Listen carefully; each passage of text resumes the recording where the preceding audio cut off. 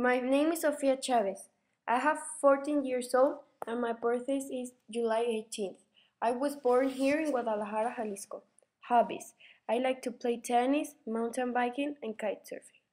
The top places for me in Mexico is Manzanillo, best place in the world with huge waves.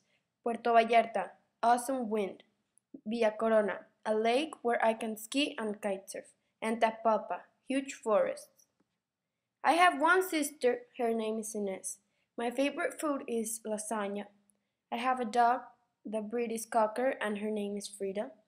Something I would like to do before I die is to jump off a parachute and go to Africa to help the poor. Some sports I practice is wakeboard, mountain bike, kite surf, and tennis. And trail running. My favorite movie is Despicable Me. My future plan now is to study architecture and then marry and have a family. My favorite subject in school is science. I had traveled to many places, but my favorite place is Holbox, which is an island in the Caribbean Sea near Cozumel. In Holbox, I swam with the whale shark, which is a huge animal.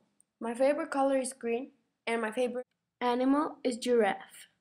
Hope you enjoyed the video. Thanks for watching. The end.